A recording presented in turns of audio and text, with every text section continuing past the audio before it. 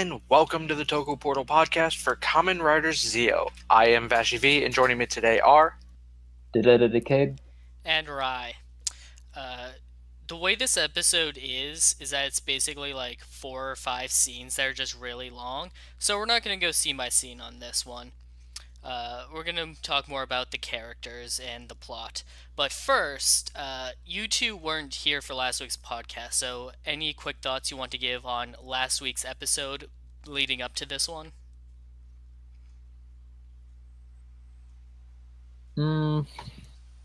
Not really. It is just generally interesting that they meshed two uh two another riders into one, but not much else.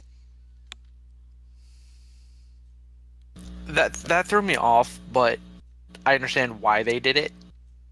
Is it came down to casting issues or scheduling issues for casting. But it was awkward to see.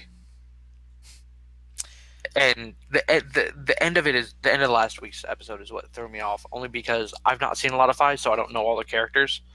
Oh, so that shocker didn't hit home for you. Yeah, no, it didn't. I had to go look up that he was Kaisa. Yep, and Kaisa was an anti-hero.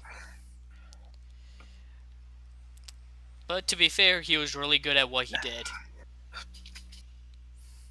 It's like, beyond that, it was, okay, let's see how they beat this one.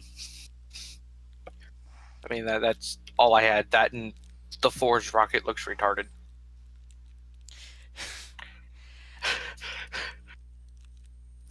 I have no words for that.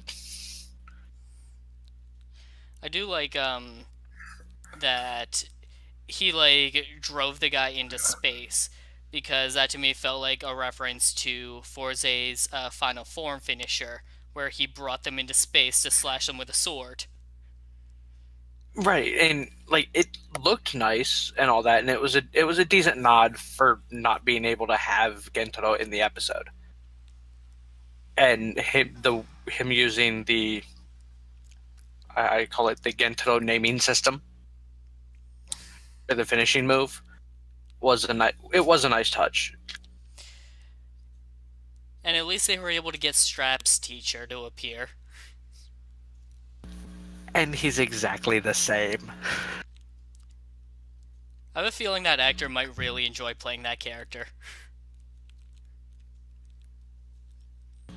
I mean, he'd have to. I mean, I don't think I could stand a job that made me slap myself with suspenders in time. So I was watching I don't know, I think it's one of like the live shows or like back in the day from Forze when they're just talking on camera.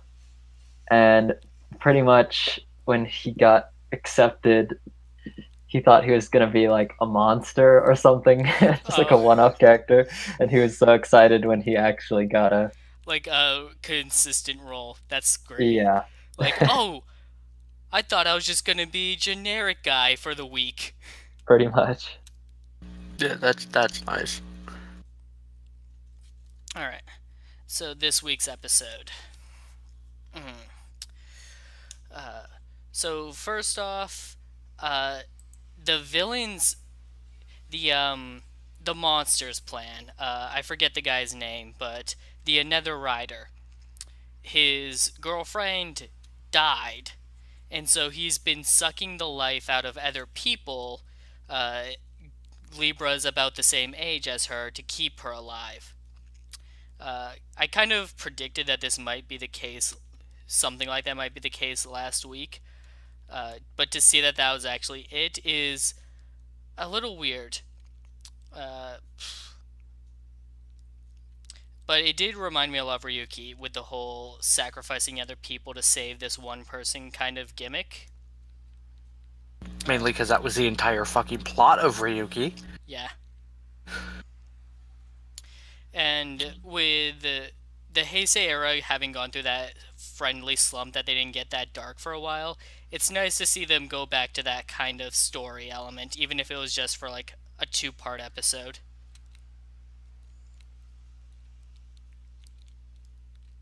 Yeah, another thing it reminded me of was uh, Kamen Rider Lasers kind of backstory.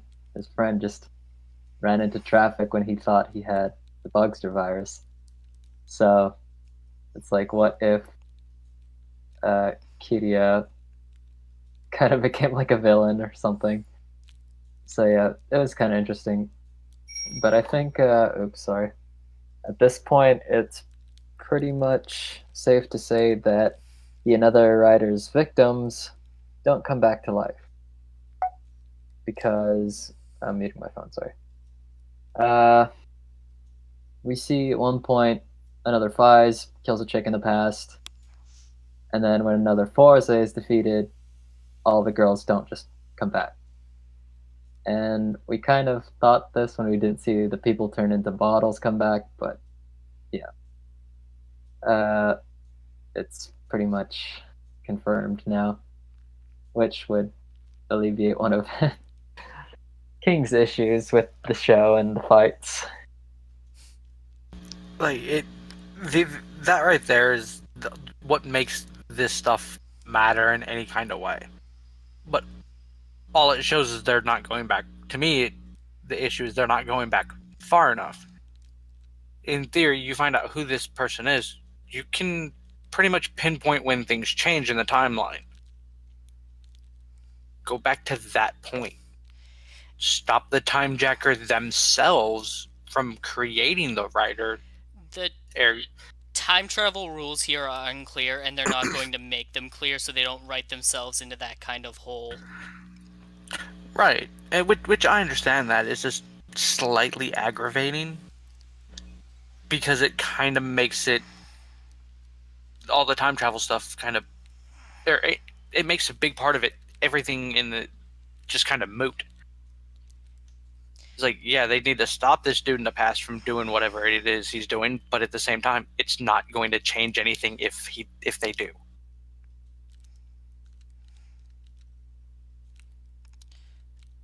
Uh, so we also have the time jackers and how they all have like their different styles. Uh, the guy was the one person he chose so far was someone who was going to die. The chick here seems to choose people who have a loved one on their deathbed. And then we got their boss, who decided to experiment with someone already chosen and give him a second form. I wonder if that's going to just be the consistent gimmick between them to differentiate their styles, thus justifying the need for more than one of them.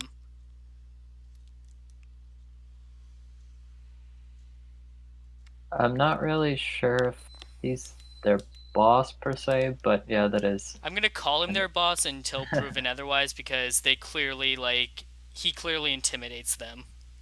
Yeah, fair enough. Like, I'm kind of hoping that they continue that only so that way, like you said, there's justification for there to be three. Because as of right now, there's really not. They're all basically doing the same damn thing, and their methods aren't any different. Hey, find somebody, shove a freaking ride watch into them. That's basically all they're doing. I mean, they have a plan and they have a purpose, but it What all seems to be the same thing. what ultimately is their end game though? Like, what are they gonna do if they succeed? How is the Another Rider going to be the new king? Um, Or I don't know how that's gonna work. I think the whole aspect of it is, and this is why I think that it gets into the main issue of um Zi-O in of itself, because we're led to believe that he was basically evil shit dick when it could literally be he took the powers for this reason. Like, it could be literally nothing is changing in the timeline, and he took all the power to prevent somebody else or super and being an evil shit, an even more evil shit dick. hmm, maybe as so long as they don't cop out on Sogo being Omazio. Like, that's what I'm really hoping for. Because they could do a lot of stuff with the whole, like, oh, it was actually, like, I don't know, Waz who stole the power from him once it was complete or something. But then that just kind of feels like it defeats the purpose of Sogo being the big threat here. Right. It's like I'm not usually typically for the oh look, it's the main character. He's gonna end up being a bad guy. And that coming to fruition, because that seemed to me it also seems like a cop out to do that. Especially seeing as they've already done that once with this type of show, albeit because they kind of wrote themselves into a hole. Fucking Decade. But in this aspect, for them to do because at least with Decade it was there's a possibility he's an evil shit dick from the prophetic dreams and all that. Whereas this is no, this is etched in stone. So for them to change that, I think would be bullshit. Decade actively fought against what was his prophesized destiny because he believed he could change it. But for this one, like, time travelers from the future are the ones saying, like, nah, that shit happens. Right, there, and it's literally happening, albeit, I guess, in different circumstances. Because there's no explanation. There's no explanation for how he became Zi-O and Omazio in the future timeline. All we know is he is.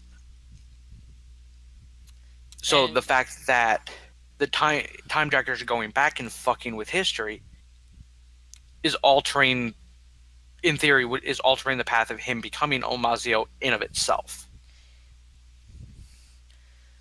It could be that because Tsukuyomi and Gaze went back in time to change history, is why Waz also went back to keep things right. Right, but there's also right, because that's what Waz's plan is literally to keep him as Omazio. And he hasn't complained at all so far. No, he's literally been, this is happening, continue. Keep following this path, that you're doing exactly what's needed. You're collecting the other rider's powers. Great job, bro. I think for this, it's just a different reason he's taking them. Like, I'm wanting them to get to the point of explaining why Omazio is a bad thing.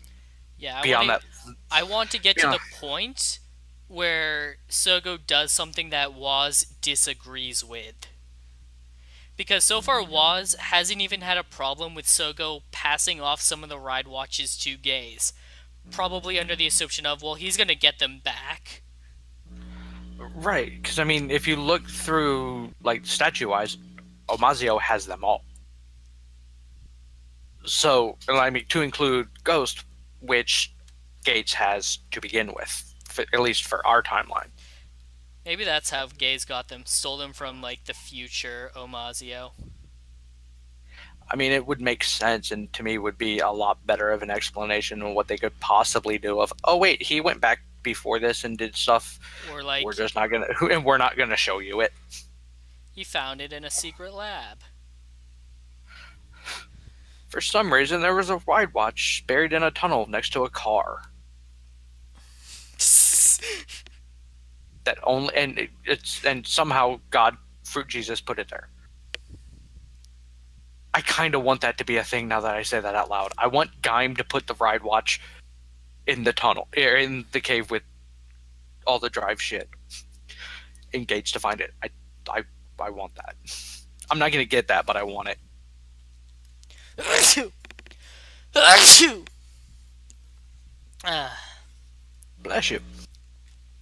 Alright. So let's talk a bit about Takumi and Kusaka. For those of you unfamiliar, Takumi is Kamen Rider Faiz, the hero of his series, and Kusaka is Kamen Rider Kaiza, the secondary rider, and also kind of an anti-hero. He actively creates drama in the show for some of the other protagonists. And true to form, they're in a fucking disagreement with each other. Uh, and this just kind of feels very appropriate because there are times in this show where Kusaka messes with Takumi and they get into a big fight over it. So Takumi going out of his way to stop whatever Kusaka is doing, which is trying to kill a teenage girl, by the way. Uh, yeah, Takumi would definitely do that. And it's fair to say that Kusaka wouldn't even try to explain himself. He would just go to complete his mission because, surprise, surprise, the girl wants to die. So And other girls can stop being sacrificed. And honestly, neither of them are very good at explaining themselves. Oh Although no. here it seems like Takumi is warmed up to talking to people that are riders. Yeah. And they don't completely hate each other because they're not writers. They're just, Yeah, they're still behaving like this with their histories having been erased. yeah, we have no idea what their histories are now. But one thing I did like is that um, Takumi, of course, burns his tongue on some hot coffee or whatever. So I do like that the writer is paying attention to the writer's characters, even if A, we probably aren't going to see some. Well, that's pretty much guaranteed we aren't going to see some. And B, their suits are pretty much useless. So that was nice to see.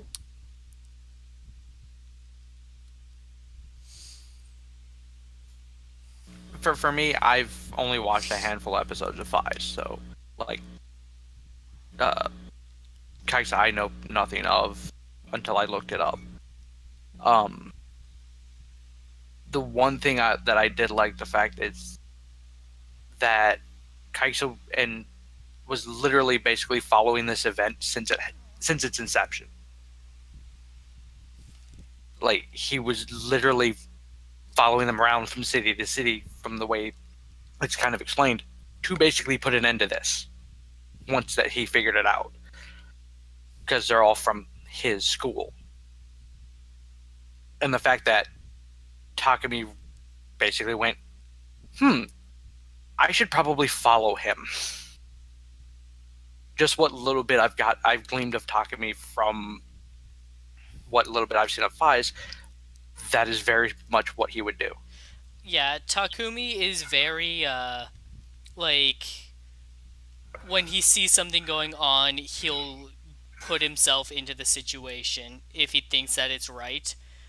Kind of like Ryuki, except Ryuki is very outgoing and emotional. Takumi is very reserved. Like he doesn't talk about his feelings at all. He doesn't explain himself.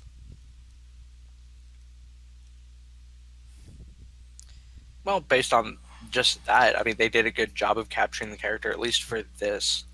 Like, and that's the one thing I truly like about this show is the fact that so far they have the characters that have shown up correct, even with the altered history. The characters are still the character. Like the writers are actually treating them as if they are still in their own show. Which they should do. And this definitely feels like it could be a follow up to Fize's series. Uh, because the actors are just on point here. Like, they still know how to play those characters all these years later. Right? Is like because I've seen Buys a few times through some of the movies, and he's been identical from everything I've seen of him, and that's fantastic. Because sometimes you get them to where they just botch shit completely. Um, I'm pointing at Decade series, primarily the movies.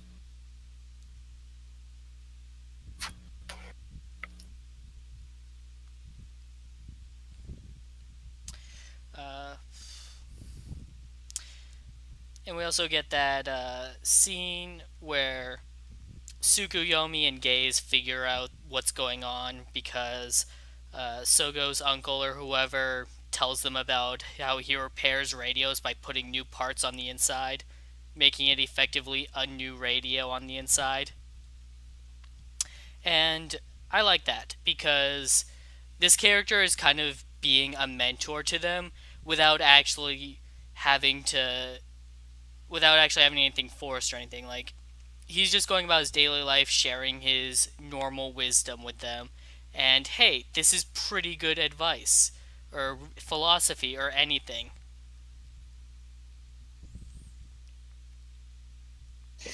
Yeah, I thought that was pretty well written, especially with other series just being, I don't know, it just feels like the solutions are just handed to them on a silver platter. Uh, and plus, it's interesting that he was helping out Gaze and Tsukiyomi instead of his nephew. So, yeah, I like that. Like, for me, it still kind of felt like the solution was handed to him only because of better. Only because of what? You cut out. Because the fact that that basically what it was. Like, they hit a roadblock trying to figure it out, and hey, here's the answer. But this has been the most natural form of it. It wasn't the, hey, I'm gonna give you this just because it's going to explain it or whatever, it'll fix whatever issues you're having or whatnot. It was literally just, It's, hey, here's something that has nothing to do with your situation, and then they may found a connection. right. And it was the most natural form of this, because a lot of series are really bad with just going, here you go. This type of stuff gets really silver plattered for a lot of writer that I've seen lately. So to have this be something that had nothing to do with what they were doing and it connected on its own, that was a nice touch. Because literally it was, I'm going to fix this radio. That was literally what it was. And him explaining the process. He is falling into the role I was hoping he would fall into when I started this. I hope that this continues for him.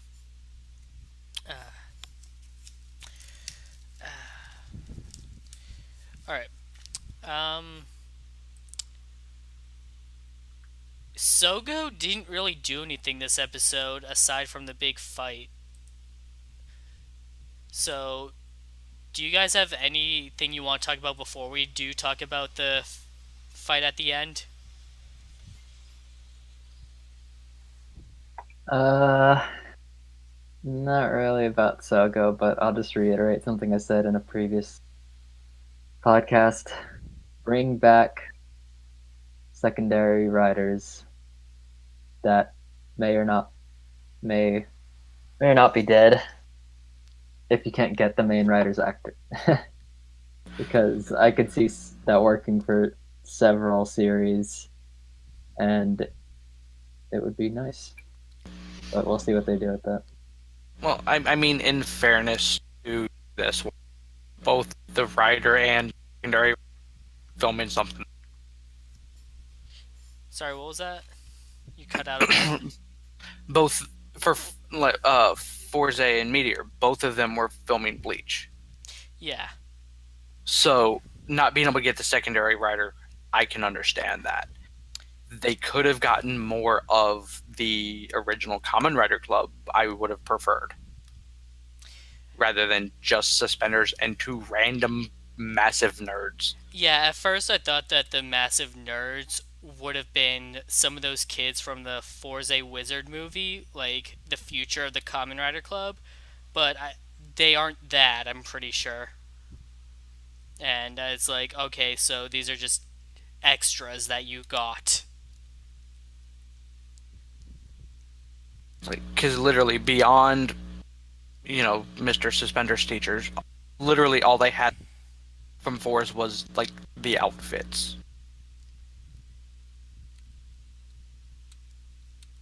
It was a little disappointing. In terms of Sugo, like I agree with everything I've heard so far. He is one of the least personality writers so far that I've seen. But I think with this episode, the end of this episode is what start I feel is starting to give him a little bit of personality beyond just being, hey, look, there's something I should go. There's a monster I should go fight because he's starting to build that connection with Gates.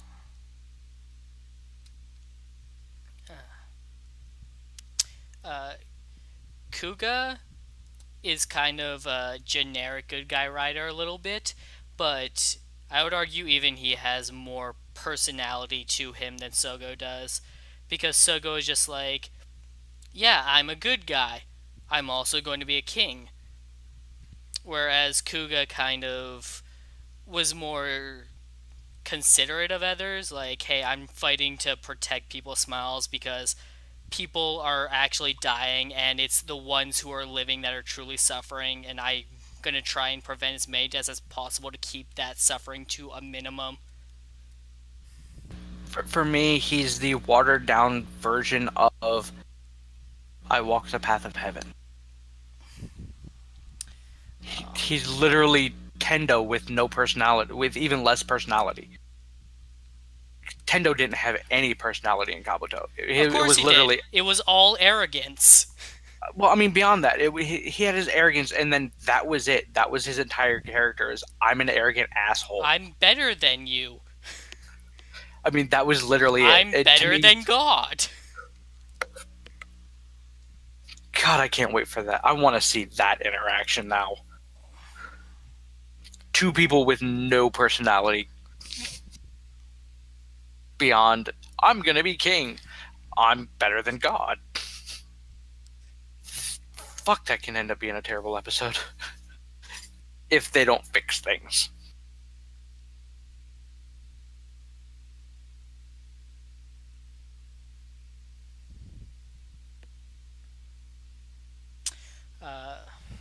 Alright, so the big fight this episode. And it was pretty much just pure nostalgia for me.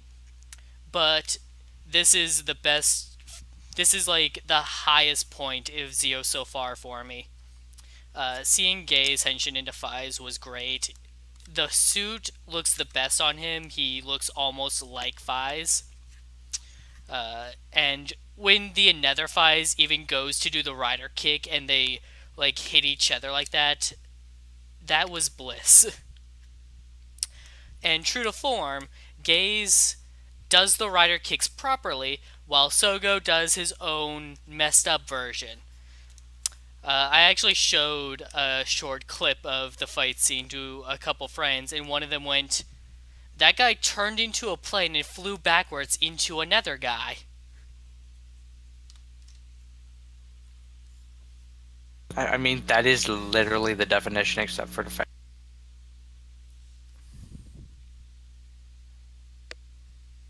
That's not how jet engines work, by the way, for anybody paying attention.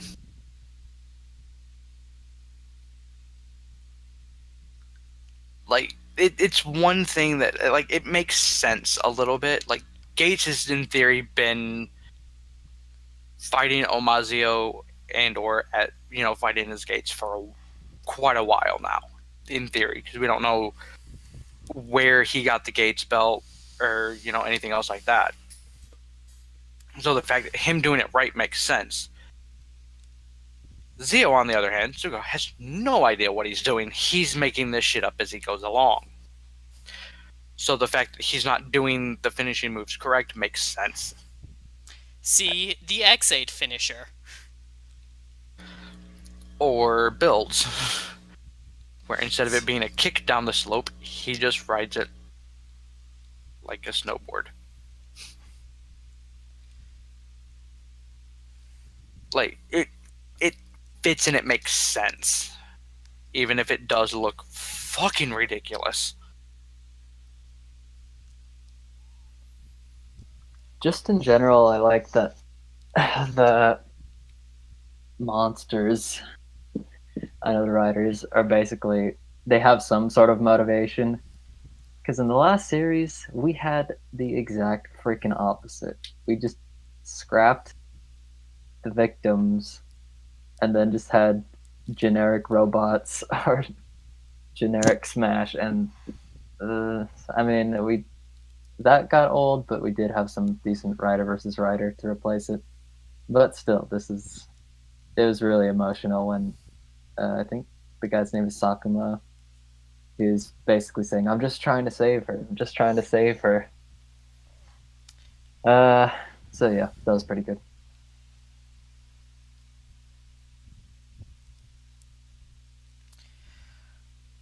Uh, and then we don't get to see Sugo give the rider watches to the riders in the past. Like, it's kind of an afterthought. Like, hey, you remember to do that, right? Sure. Rushes off to go do it. Um, Overall, I would say this was the best episode of Zi-O for me so far, but that's pretty much all coming off of nostalgia because everything to do with Zi-O himself is pretty dull.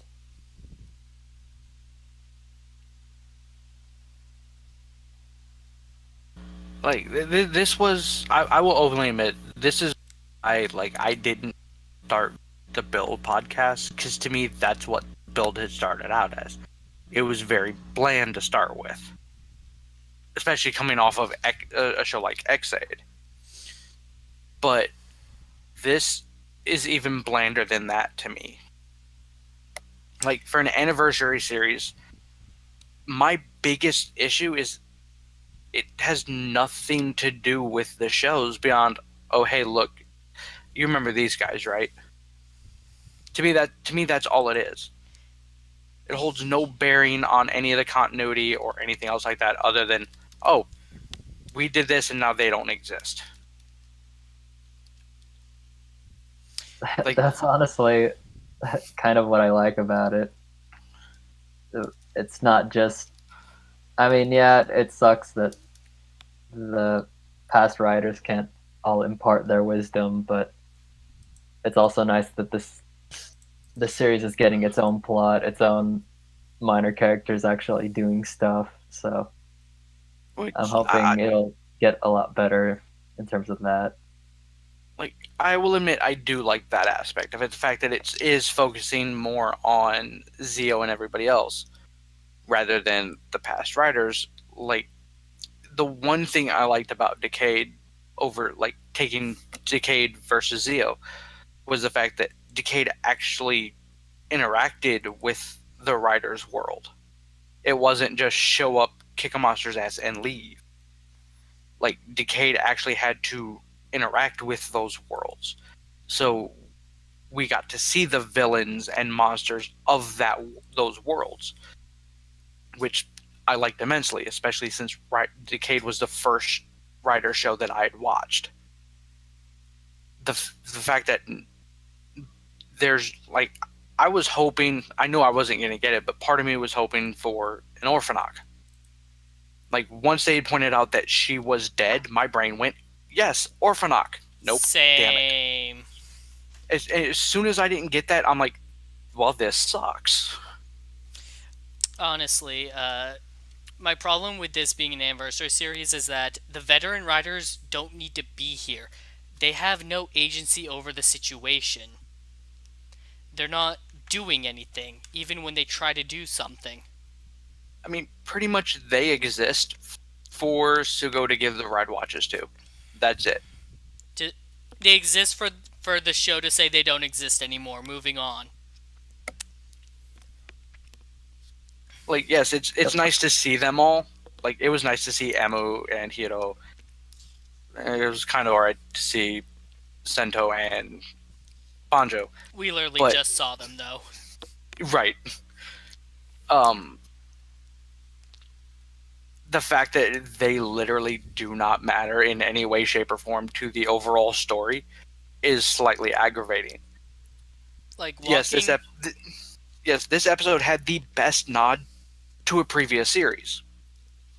based on everything I've heard and the fact that this has literally had more of an impact because there were literally interactions from the show that were accurate. Like, I thought that this episode, they were going to do more than they actually did. But all they did was butt heads.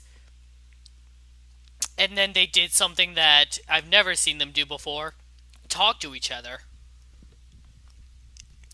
Right. It's like, but even from what I've read, the only talking in this was, "I hate you, but you're my friend," and Kaisa basically going, "Yeah, okay." That was weird. Because they would never have admitted that in the show. Because they're not writers. I honestly don't even think that they felt that way. I think they just straight up. Because, I mean, Kai's was just straight up. He didn't try to kick Takumi's ass. I mean, Fai's, whatever. He straight up tried to kill him multiple times. So I think that's kind of an interesting. Yeah, I think They got character development because they didn't become writers. this also builds off of the retcon where Takumi feels bad for what happens to Kaizo later on.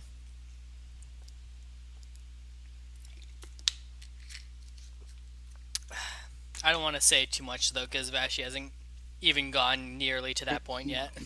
Dude, I don't. Where I'm at, I don't even know who the fuck Kaisa or Ixa are.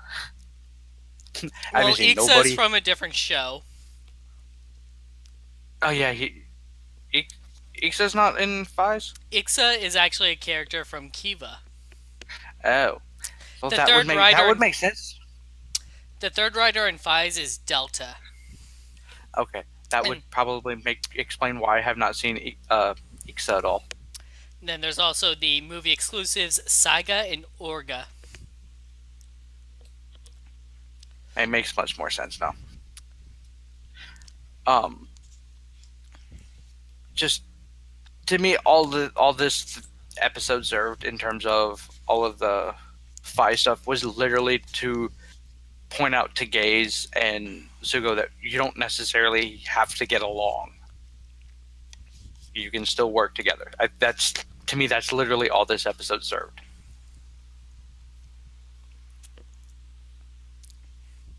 Oh. Also, when Takumi says that it's his dream to clean the world's laundry, that is not his dream. Takumi doesn't have any dreams, and he eventually comes to terms with this by settling on he will do everything he can to support his friend's dreams. So I think that the writer knew that, so Yeah, he so- gave him a dream. So what I'm saying here is, in saying that that's his dream, it's not actually his dream, but that's him supporting his friend's dream of doing the world's laundry and keeping everything clean. Yeah, and he says it very nonchalant too. So to me, that's just Takumi being in character. Like, he's continuing his goal of I will support my friends on their adventures or in their endeavors, and that is what that sentence means to me, because he doesn't have a dream. I don't know if it's in the series or not, but I kind of laughed my ass off when he went, "Hi, I'm Takumi. I do laundry in the sink." He doesn't do laundry in the sink. Actually, he's pretty bad at it. Like to me, what made it funny was the fact that he made a card. Yeah, no. Like, that's the kind of goofy thing he would do because he's socially awkward. But he is nowhere near that point in the series because he doesn't like to talk to people. I have a feeling this series is going to aggravate me. Fies? Yes. Well, Yes. both both It's both series, Fize and Zi-O. Fies will aggravate you though. There's gonna be one point in particular where two characters, their biggest problem at the time, would be solved if they told each other what their problem was, the because they're feels. indirectly causing each other's problem, and they don't want to talk about it. So they both just kind of sit next to each other, going, "Yeah, it's been rough for me. How about you? Yeah, it's been rough for me too." So That's good. that's gonna be fun. So horrible.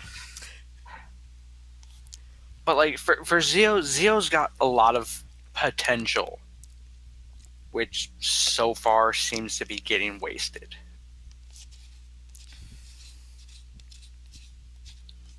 Like, I'm to the point now where I just want to know who the fuck Waz is. And the Time Jackers, to hell with everything else. I just want to focus on them now. Because I feel like I'm not going to get what I want out of the main cast. At least at the moment, and I'm hoping that changes.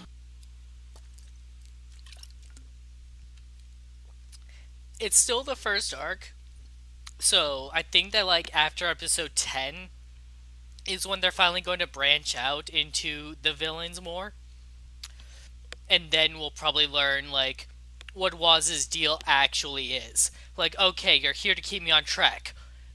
Did Omazio send you? Are you a rogue agent? What's actually what are you actually doing? Like, for me, I have to keep reminding myself of a recent Sentai series. Because they had issues. You cut out there. They had issues. They had issues with having really bland characters. And that was Uchu Sentai Q Ranger. The start of that series was terrible. Uh, But after that first arc, it progressively got better. Still had a lot of problems. I'm not arguing that. But it did progressively get better. I'm hoping that once it gets past this introductory arc, things will start to matter more. like Build's first arc, the fight scenes were pretty boring because they were just kind of a toy showcase. But after that, when they stopped caring about the toy rush as much, the choreography improved dramatically, and is one of my favorite works in Rider. Oh, I agree. Like, the whole latter half of Build's fight scenes are friggin' amazing. Especially once they introduce all of the riders. Because, I mean, as much as I hated Evil as a villain, the fight scenes with him were pretty phenomenal. Usually.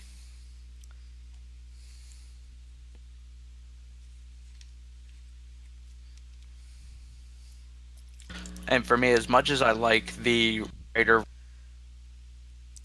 With the up Rider, Rider, what? Rider versus the fucked up Rider, I want more. It seems like this gimmick will get either old or run out very quick. It so depending on how they go in the direction, they are going to run out of riders. Halfway through the series, at least main riders. Now, That's what I want. this is a Heisei tribute series, so we don't know if they're going to touch upon the Showa era. Even Kamen Right. Rider Decade wasn't originally supposed to. It had to like get Still time. extended. But like Yeah. with this, it's Heisei, which is 20 years. So 19 riders. So each rider is getting 2 episodes. That's episode 38. Except wait, we spliced 2 into 1 this episode. So 36 or less if they keep splicing some of them together. Which depending on scheduling, could be a thing. Like, I would kind of be okay with the splicing together if they still split them into, like, each one have its own little arc. I could see them like tapping into the Showa era just to like help push the final few arcs along. If maybe like the writers start taking a second seat to a more devoted villain, or at the very least, the another writers become more threatening. Right. It's like and I don't know exactly which one I'm preferring. At this point, all I know is I want them to, due to, retconning the timeline, I want there to be another Agito. Like, the legit another Agito still be alive, because, retcon timeline. And there to literally be a fight between Zi-O and another Agito, because there's another Agito. I want them to have the balls to name the another writer another Agito. Yes, that I want it just so we can have that. Hey, look, there's another Agito. Oh crap, it's the wrong one. Shit, there's two now. Like, which one's the real villain? Kind of both. Like, I want that aspect of miscommunication and all that. Beyond that annoying ass thing they did with the X8 one. That was kind of obnoxious in the X8 episodes. I'd like more relevancy for the veteran writers. Because as it stands, this was the best cameo we got so far. And Emu and he had like a good, he makes his speech moment. But other than that, like, not even Hiro needed to be there. Hiro was only there so they could off the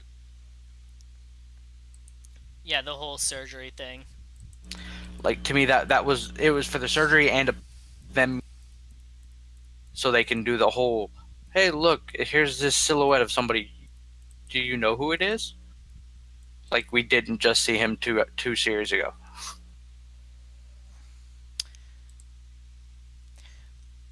I am kind of looking forward to next episode though, with Wizard. I'm waiting for it because the evil wizard looks badass. Yeah, the another wizard costume does look great, and I enjoyed Wizard's first arc. So I'm looking forward to seeing Haruto again if he puts in like that level of care for the character that the Fives writers here did.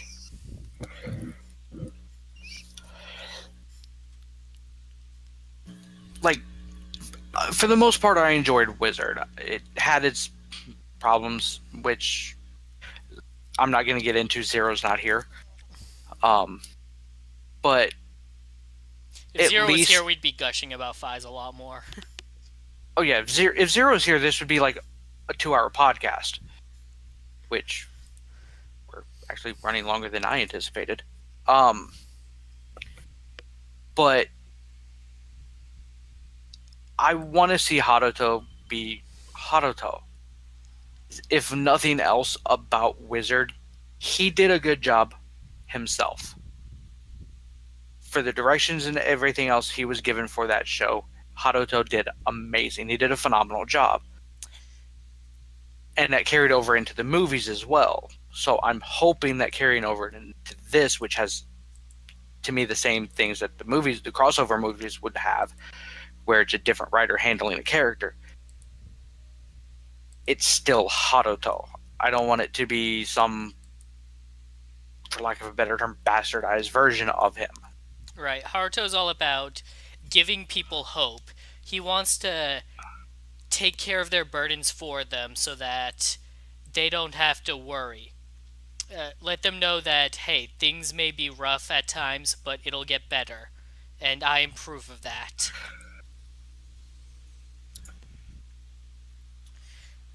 Also, the teaser for it being a wizard episode involves him stealing someone's donut. Hopefully, this time he got to eat it. There hasn't been a monster attack in a while, so.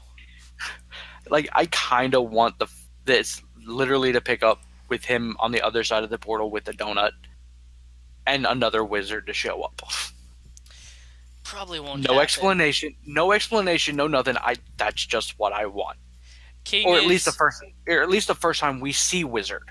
Like, it's the first time we see Haruto in the episode when they do the travel back. That's what I want.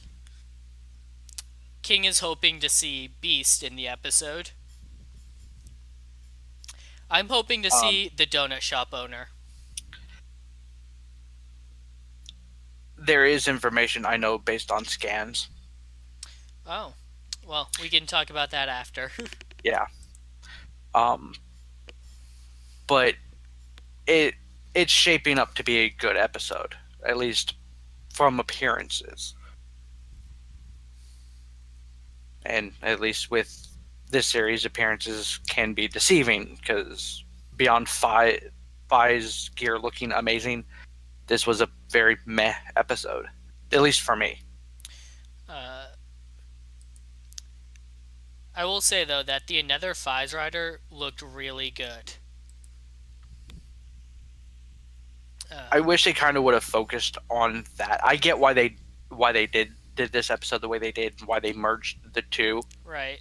Balance it out by giving a bit more attention to the Another Forze because Gentaro couldn't be here. And a bit less for the Another Fives because you already have the Fives Riders. Right. It's like I just wish I would have seen the Another Fi's Rider more. Because to me that suit looked better than Another Forza. Like, which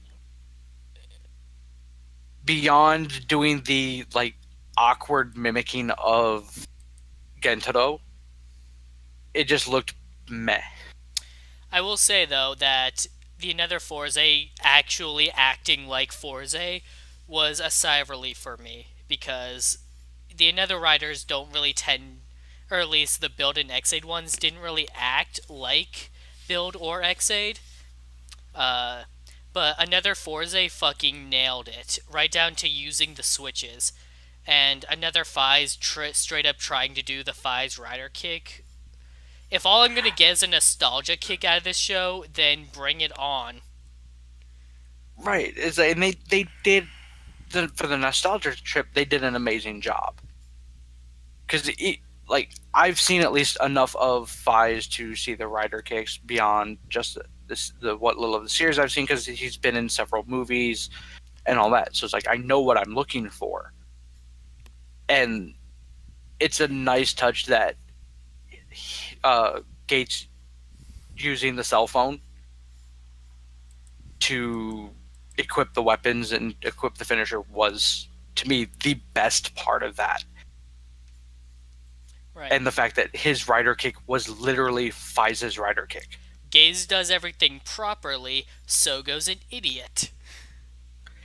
And for me, I think the best thing about Gates doing the rider kick was literally the fact that he didn't look back, nothing. He did his rider kick and literally stood up and just walked the fuck off. Like, he knew for a fact this is done. Which Fize will even do sometimes. Everything was in character there. So it was like, at least that's one aspect of Gates that I like. Beyond that, they just need to flesh out characters and make the plot more known. In terms of the riders themselves, Fize might be my favorite rider. He's got a great gimmick. It's really cool to watch his fight scenes, and he's a flawed character that's pretty relatable. So in terms of nostalgia, I'm not sure any of the other riders can beat how I felt about this one, except maybe Blade. Especially if they put Chalice in it. Yeah. Like that would be amazing. If they do another Kenzaki Hajime moment, like fuck.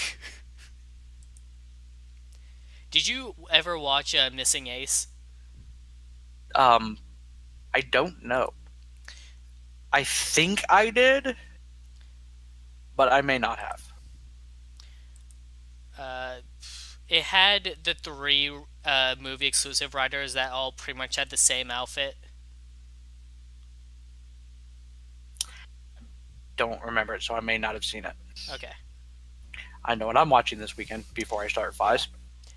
Like the movie itself is okay at best, but it has a really good like Kenzaki Hajime moment on par with the one at the end of the series. Okay, that's awesome. Yeah. But enough about other Rider series. Thanks for joining us tonight, everybody. We'll be back next week with more Sentai and next Wednesday for more Kamen Rider. See you next time. Thanks for listening. Thanks for listening. It was a pleasure being back on Rider.